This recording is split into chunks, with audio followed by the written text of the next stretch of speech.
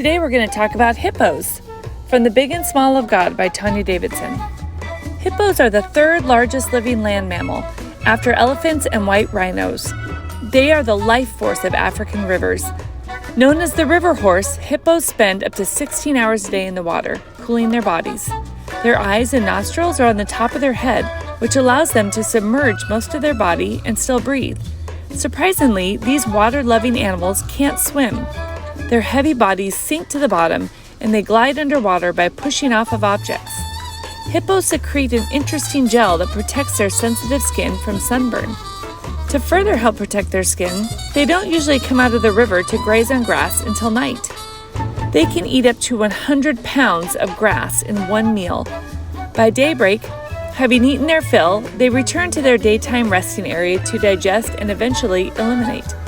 This natural process results in millions of tons of hippo dung entering Africa's aquatic ecosystems every year. As distasteful as this might seem, the hippo's deposits actually serve as an important ecological function. Fish and other aquatic life feed on hippo dung. But even more importantly, the silicone from the grass supports single-celled organisms called diatoms, which are a type of plankton called phytoplankton.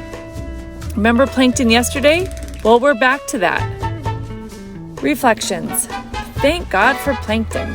Consider the balance of each ecosystem on Earth.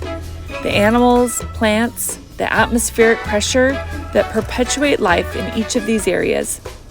We may not be a vital part of the Earth's ecosystem, but we are a part of the spiritual and emotional ecosystem in our communities. How can you, like the hippo, be who God created you to be, and in doing so, add to the spiritual and emotional ecosystem?